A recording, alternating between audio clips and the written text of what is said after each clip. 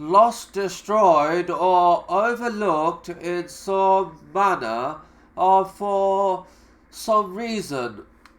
Only the whole of the scholarly community working together can assure this. The second point would appear, at least with hindsight, to be self-evident. The international team insisted on the importance of archaeology and paleography.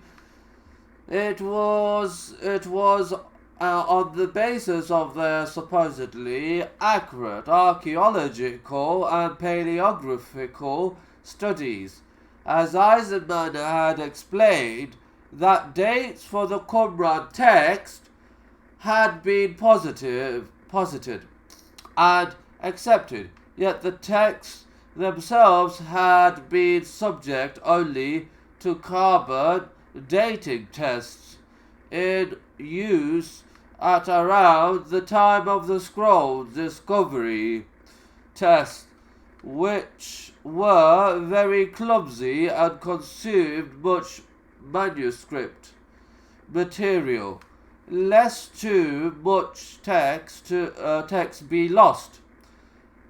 Therefore, only some of the wrappings found in the jars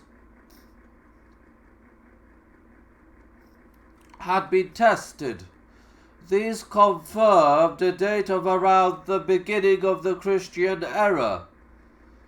None of the texts had been tested by the more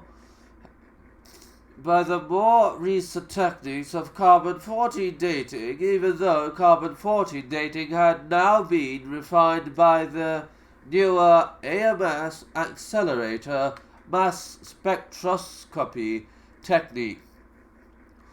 Little material would now be lost in the process, and greater accuracy could be achieved. Eisenman therefore suggested that Drury exercise his authority and perform new up-to-date tests.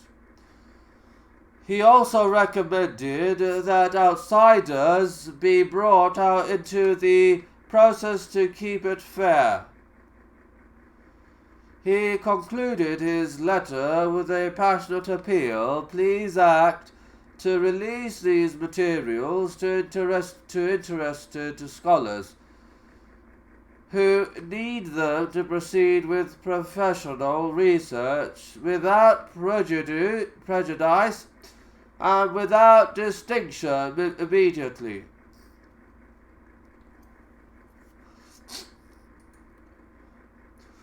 No doubt prompted by Drury, Strugnell, in Jerusalem at the time at last replied on 15 May, despite the fact that Eisenman's letter to him had been posted to his address at both Harvard and Jerusalem. He blamed the delay on its having been sent to the wrong country. According to Bar Strugnell's imperious reply to Eisenman's request for access displays extraordinary intellectual hauteur and academic condescension. In it, he declares himself puzzled as to why Eisenman and Davies showed their letter to half the who of Israel. He accuses them of not having followed acceptable norms and refers to them as lotus eaters, which in Strugnell's Mandarin presumably denotes Californians,